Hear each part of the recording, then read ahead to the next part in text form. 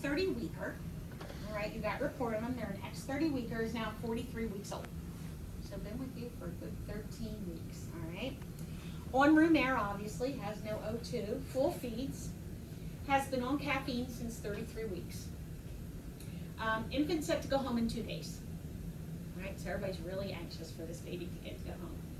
As you're looking through the patient's chart out there, getting planned for your day, your phone goes off, and you notice on the central monitor the baby's heart rate is 75, and they're desatting to 78%. What you gonna do? What? Run it and come in, yes. So, okay. So you come in, and when you walk into the room, you see that the baby has milk coming out its mouth and nose. No suction. Okay? Baby's not gonna do it by itself. Come on, guys. Help out. And the baby is sort of, arching a little bit in the bed. So what do you think's happening? He's Yeah. aspirating. Yeah, or maybe aspirating. Okay. So, what else are you going to do with this baby besides Turn the baby to you the can side. you can turn the baby to the side a little bit? What kind of suction are you going to use? Oral. Okay. What are you going to do first, mouth or nose? Well, Why? because it's milk in the mouth. You can see the milk in the mouth. You want to get rid of that first. Okay. Why else besides seeing it? If this baby would inhale, or what's closest to go down the lungs? The stuff from the mouth, not from the nose. You have to think about, if you suction out the mouth, that's quicker towards that airway. So if they would, it would be more likely coming out of the mouth than the nose. So you want to suction that first. So you're going to go ahead and you suction your mouth and nose. What else are you going to do? See if that helped. Okay, see if that helped. Baby's heart rate came back up, or the What else are you What else are you doing with your baby? Stimulating, sure. And what else? What are you looking for? We're looking at the colors. Yeah, look at their color change, right? Or do they have a color change? All right. So you either sat the baby up, turned it on its side, suctioned out that mouth and nose. All right. What else might you do? What else are you assessing? And your monitor may tell you, or you may want to take a look. That's a good thought. Don't think we're there yet. What do you have to make sure they're doing first before you can check and see how they sound with their breath? See if they're breathing, right? Your monitor would tell you if they're apneic. But also, I never rely just on monitors. Your eyes on your baby are the most important thing, right? So does this baby look like it's color changing? I would get this baby unwrapped, right? I want to see if I see a rise and fall of the chest. Okay? I want to see what's going on. Does this baby look like it's going to bring something up? Okay? Infant's not breathing. Right? He's now blue around the lips. Start back. Okay, so get your bag.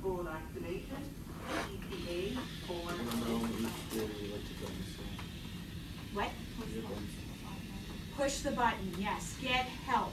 If you're starting to bag a baby, whether you're comfortable doing it or not, this baby's on no respiratory support especially, which means you can't turn up the FiO2 or anything. You want to push the button and get help in here, all right? It's easier sometimes when you have the baby on respiratory support because you can increase it. But this baby, you don't have it on anything, so pushing that button. What is our rate for just the bag? Yep. Yeah, I always do it like a waltz. I don't know why. Breathe, 2, 3, breathe, 2, 3, breathe, 2, 3. Same thing as that. So once every 3 seconds is what it essentially ends up being. Okay? Now, it's been 45 seconds. Heart rate's down to 72. Baby's not looking better. You've grabbed your bag. What's our peep and pip on this? 20. Yes. Okay? All seconds of bagging, your heart rate is now up to 130. Your cyanosis is subsiding. Your baby's starting to move around and cry. What are you gonna do?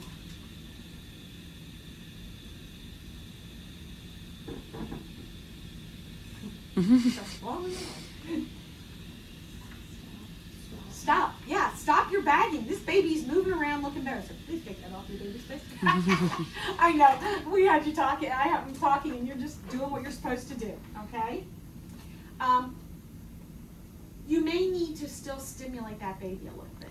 Okay. You want to make sure. So you're looking and seeing what's happening, but the most important thing that you're looking at is what's this baby look like. If they're still moving around, they're doing things. Okay. I think they're getting better. Now, if you totally expose them a little bit, you may want to think about putting them partially covered because they're not on under a warmer, and you don't want them to get cold stress on top of everything else going on, all right, because they just used energy to keep that going. Now, the infant continues to cry, but now you're starting to hear with each breath. What are they doing? Struggling to breathe. Yeah, they're grunting, right? Your DSATs go get back down to 88%. 88%, is that a huge problem for us? Not really, but what could we do? You could do blow-by, yes. You could put a little blow-by to help keep this baby up, so give some blow-by. What else do you anticipate? Put the baby on a little bit of oxygen, maybe nasal cannula. You could call for help. You could call your providers to come in. You may want to you may suggest, or they may say, we want to get a chest x-ray, see if they did actually aspirate, right? And we're going to want to, get some help in here. And we may want to put them on respiratory support. What's happening to poor mom who maybe her dad who was sitting in the chair who thought their baby was going home in 2 days? Not diagnosed for 3 to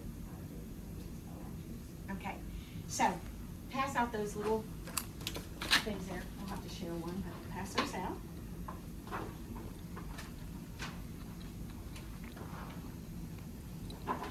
So would this be considered associated with feed or not associated with feed? Okay, associated with feed, absolutely, it's associated with a feed. So they were 30 weekers when they started, okay? So how long do they have to be event-free? 2 days. 2 days. So at least they bought 2 days, okay? So telling the parents, now, we're gonna say, oh, I'm sorry, your baby's gonna be here for 2 days. But what are parents thinking over here? My baby's gonna die. How am I gonna take a baby home when this happens and everybody came running in the room? I don't know how to do that. I don't have suction at home, I don't have a bag at home, I don't have a monitor at home. So they're thinking, please, tell me this baby's here for another 3 weeks, even though they don't need it. Because what happens with our parents is they get especially a baby who's been here 13 weeks or more, they are so set on when is that discharge date. It's so important to them. They can't wait for it. Then they get told the discharge date. They get excited about it, but a lot of them get scared with the discharge date. Because now it's real. Before it was in the future, I can't wait to have my healthy baby home. But now all of a sudden, I'm taking a baby home who is still maybe small, who still can have problems, and how am I going to do that? So what conversation could we have with mom or dad who's sitting there? What questions might you ask that could have led to this?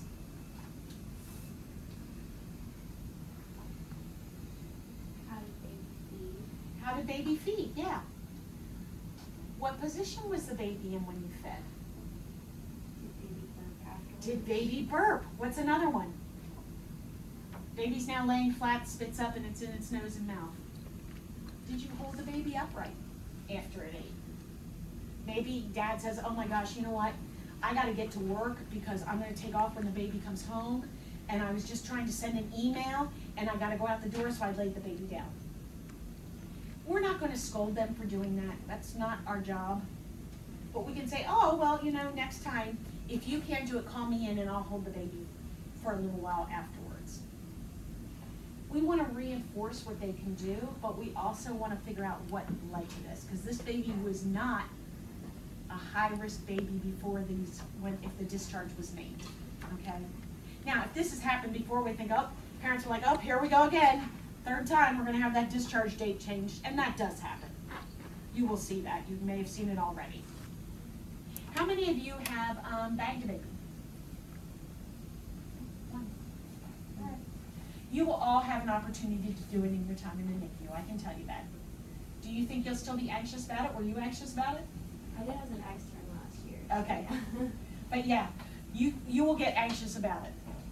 You will be thinking, please come around, please do what you need to do. You can call for help anytime if you're not sure, especially when you're newer in this role. And I don't mean just orientation. Certainly anytime you have concerns. All right, so let's do another scenario with the same baby. Same thing happens, you're out at the nurse's station, you see that the heart rate's down, you see that their oxygenation's down, you come running in, you see that you have the milk and coming out their nose and mouth, okay? You go ahead, what's the first thing you're gonna probably do? You may suction, or you may just try stimulating the baby, turn them over, maybe it all spits right out of them, okay? And once you do that, after you do it, baby starts, heart rate's going up, oxygenation's going up, no change in color now, baby looks good. Associate it with the feed. What about discharge day? Associate it with the feed. Did not need bagging. So we're still at that 2 days, right? I can tell you most times, and I know this is our guidelines, but there may be doctors who say to you, well, if you have to do PPV, we're gonna keep them long, but we may wanna watch them a little longer than the 2 days. All right? Parents will ask you, what am I gonna do at home? So what are you gonna tell them what they're gonna do at home? Sit on the after maybe. Yep, but what happens if they lay the baby down, they hear the baby maybe making some noise, they go in, they see the baby has stuff coming out of their mouth? Should they call 911 right away? No. What happens if they do? It's okay. If that's the only response they can think of, but still they need to use a bulb syringe, right, to help suction if they need to. Positioning, hold the baby upright, and see how they do. We need to reassure them that if this does happen, because babies will spit up when they take them home. All babies do. All babies have gagging at some point, or too much milk, or whatever. With your full-term babies, parents don't worry about it as much. It still freaks them out a little bit, especially if it's their first baby. But they tend to get over it a little quicker, and they may not have that color change as quickly. But especially for a baby who's been here for 13 weeks, that's been on the monitor the whole time, we need to reassure them we're going to send this baby home when it's ready to go home. So think about all those ways you can build them up to tell them what they're doing is right. And that we're gonna make sure that they're comfortable taking the baby home, that they've been taught the skills, and when their baby gets home, they have to remember those things. But if they feel they need to call 911, still go through all those steps, because you don't wanna wait for them to get through, but that may be something that happens. Now, they have all these little monitors that they take home. Everybody now has the Nanits and I forget what the other ones are called. They all have monitors. So if they say, oh, I have a monitor home, they do, okay? They can wear it as a sock, they can wear it as a monitor around their chest, they all have these. I know my grandson had them too, and I was like, oh, you don't need those. But I can tell you, when I babysat, I always made sure it was working, right? Because it wasn't my baby, it was their baby, and I can't do anything to it. But you want them to also realize the first thing they need to do if the monitor goes off is just like what you need to do. Look at the baby. Look at the baby. Because what happens, someone asked me in the last group, so what happens if their pulse ox is down to like 78, but their heart, they're not breathing? What are you gonna do about that? and they're here. Give them some time. Assess to see if the whole size is actually reading correctly. Absolutely. Check your equipment too. And look at the baby. Now, if you're 78 and you come in and this baby looks a little cyanotic, I hope you're going to intervene sooner, whether it be stimulation to start with. But if the baby looks like this, pink, eyes open, lips pink, and I see that it's at 78 but their heart rate's still normal, I'm thinking, is the equipment working? What's going on? Is the baby breathing? I'm going to assess, but you can't forget that looking. Have y'all seen a baby start going down when their color starts to change? Doesn't turn blue necessarily. You can just see that paleness come across them and you get that feeling. You know, so that's what you want to pay attention to, is don't forget, always assess the baby too. All right, and you have to reinforce with parents that, because they're so used to looking at those monitors and that's what they want to go off at home. And those ones at home are a lot less accurate than these are. They're pretty darn good, but they're still less accurate. Okay. What questions do you have?